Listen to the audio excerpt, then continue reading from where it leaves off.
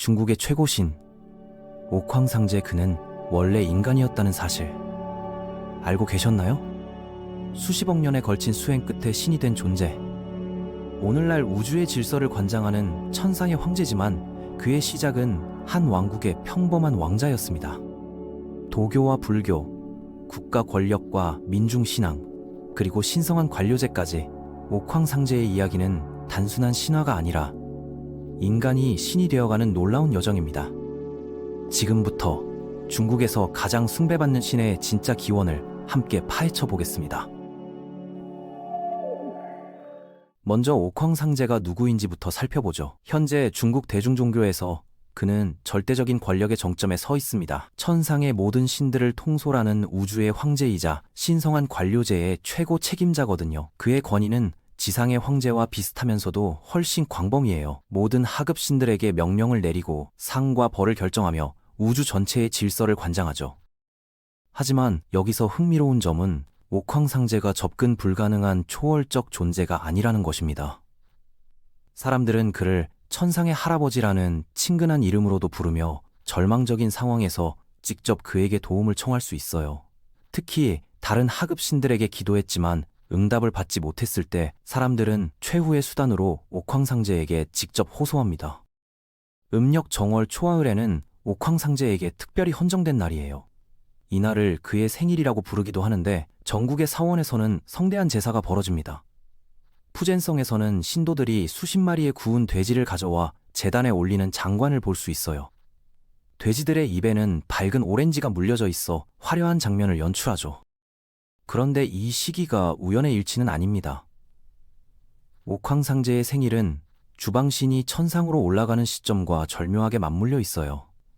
주방신은 1년 내내 각 가정의 행동을 감시하다가 매년 이맘때 옥황상제에게 보고서를 올리거든요.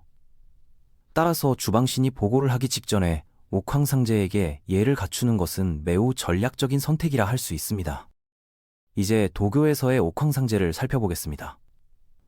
도교 신학에서 그는 확실히 중요한 위치를 차지하지만 대중 종교에서만큼 절대적이지는 않아요. 도교의 최고신은 삼청신으로 이들은 각각 도에 서로 다른 측면을 구현합니다. 옥황상제는 이 삼청신 바로 아래 계층인 사천왕의 수장으로 여겨지죠. 그럼에도 불구하고 옥황상제는 도교 의식에서 핵심적인 역할을 합니다. 거의 모든 도교 의식에서 그의 이름이 언급되며 도사들은 의식을 시작할 때 옥황상제가 내려와 참석해주기를 청해요.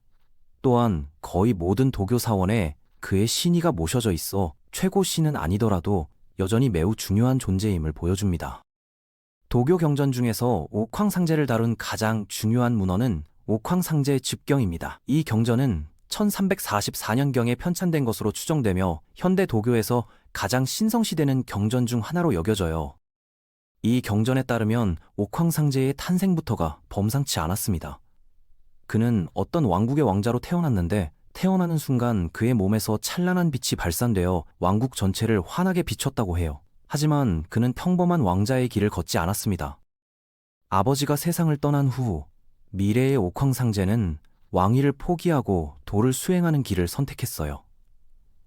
그런데 여기서 놀라운 것은 그의 수행 기간입니다. 단순히 한 생애가 아니라 수십억 년에 걸친 끊임없는 수행을 이어갔다는 것이죠. 경전의 기록에 따르면 그는 먼저 800겁 칼파이라는 상상할 수 없는 시간 동안 의수를 연마했습니다. 이 기간 동안 그는 병든 이들을 치료하고 약을 처방하며 세상의 고통을 덜어주는 일에 매진했어요. 그 후 또 다른 800겁 동안은 도교 경전을 편찬하고 신비로운 가르침을 전파하는 데 헌신했습니다. 이렇게 총 1600겁에 걸친 수행을 마친 후 그는 다시 1600겁을 더 수행하여 마침내 열애라는 칭호를 얻었어요. 열애는 대승불교에서 부처와 우주적 부처들을 지칭하는 최고의 존치입니다. 이는 옥황상제가 부처와 동등한 완전한 깨닫음을 얻었음을 의미하죠. 학자 보니 샤크너는 이러한 서술이 도교가 불교에 대한 우월성을 주장하는 것이라고 분석합니다. 석가모니 부처가 깨달음을 얻는 데 걸린 시간보다 옥황상제가 훨씬 더 오랜 시간 수행했다는 점을 강조함으로써 도교의 수행법이 불교보다 뛰어나다는 메시지를 전달한다는 것이에요. 이러한 수행 과정을 거쳐 옥황상제는 마침내 또 다른 10억겁의 시련을 통과하고 천상의 최고 지위에 오르게 됩니다. 하지만 여기서 중요한 것은 그가 태생적으로 신이었던 것이 아니라 인간으로서 무한한 노력과 희생을 통해 그 지위를 얻었다는 점이에요. 그렇다면 그는 어떻게 최고신의 자리에 오를 수 있었을까요? 이를 이해하기 위해서는 중국 종교사의 긴 흐름을 살펴봐야 합니다. 기원전 2000년경 상나라 시대부터 중국인들은 최고 천신의 개념을 가지고 있었어요. 상제라고 불린 이 신은 종종 위의 신으로 번역됩니다. 이후 주나라는 도덕적 권위의 근원으로서 천을 더 선호했죠. 따라서 우주의 최고 통치자가 있다는 관념은 중국 역사의 매우 이른 시기부터 존재했습니다. 하지만 상제나 천에서 도교 경전에 묘사된 옥황상제까지 직선을 그어 연결하기는 어려워요. 후대의 도교도들이 옥황상제를 지칭할 때 상제라는 칭호를 사용하기는 했지만 후대 신학에서 발견되는 신은 복잡한 배경 스토리와 천상의 관력 역할을 가진 완전히 인격화되고 도덕적으로 완성된 존재거든요. 더욱 인격화된 전례를 찾으려면 한나라 시대까지 거슬러 올라가야 해요. 당시 중국 종교에서는 서왕모가 최고신의 위치에 있었던 것으로 보입니다. 그녀는 때때로 동왕공과 짝을 이루기도 했지만 그에 대한 이야기는 많이 전해지지 않아요. 한나라 건국 직후부터 서왕모와 함께 태을청동이 나타나기 시작했습니다. 이 이름에서 동은 그가 어린 소년이었다는 뜻이 아니라 영원한 청춘을 얻었다는 의미예요. 그는 매우 강력한 신으로 천상의 참모 총장 같은 역할을 했습니다. 그의 임무는 지상 초월의 운명을 관리하는 우주적 관료 조직을 감독하고 불멸을 추구하는 사람들을 지도하는 것이었어요. 일부 초기 중세 문헌에서는 그를 옥황, 즉 옥의 황제라고 부르기도 합니다. 하지만 태을청동은 아직 옥황상제와는 다른 존재였어요. 옥황과 같은 칭호나 더 정교한 형태인 상옥황, 고상옥황이 도교 텍스트에 나타나지만 아직은 명확하게 정의된 단일신을 지칭하지는 않았습니다.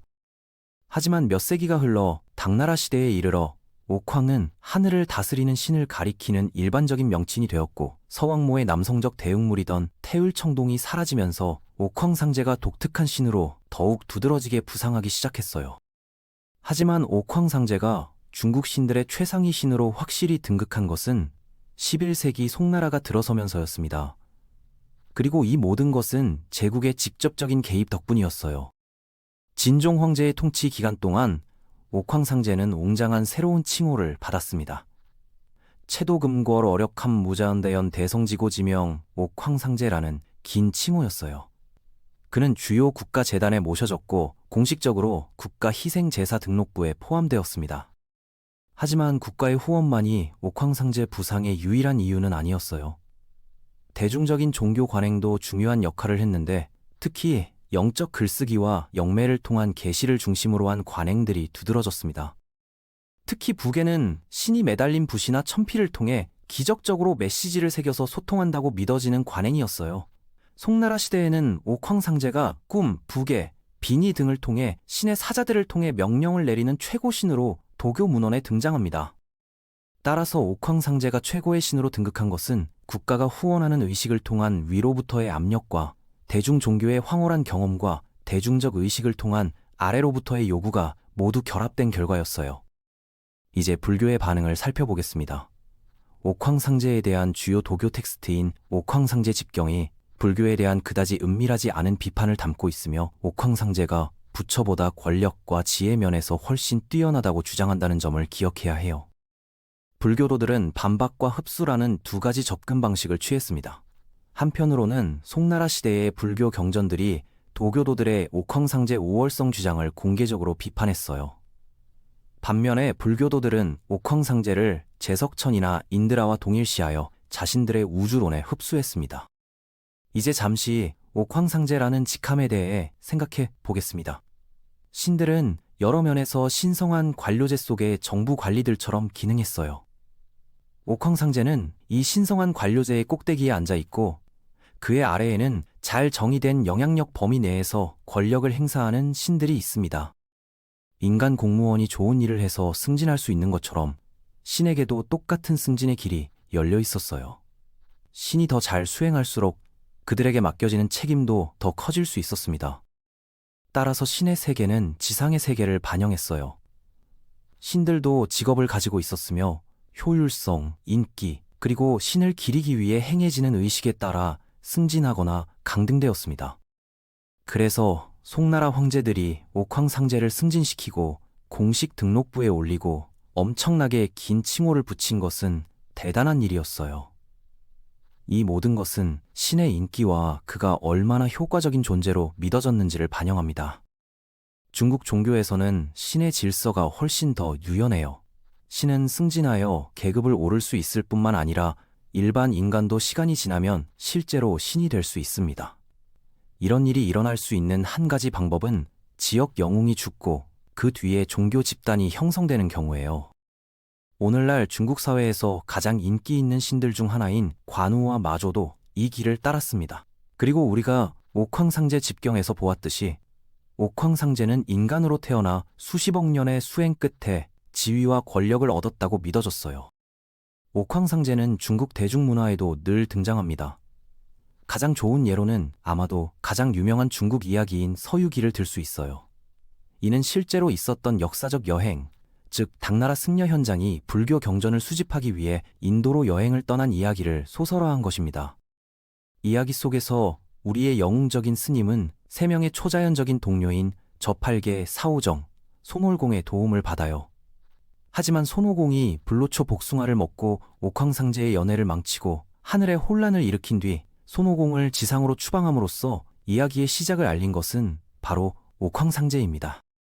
이러한 이야기들은 사람들이 옥황상제를 어떻게 상상하는지에 대해 많은 것을 알려줘요. 그는 기독교의 하나님, 즉 전능하고 전지전능한 존재와는 다릅니다. 옥황상제는 오히려 황제 같은 느낌이에요. 그는 강력한 인물이긴 하지만 동시에 감정적이고 실수를 저지르기 쉽고 어쩌면 약간은 속기 쉬운 인물이기도 하죠.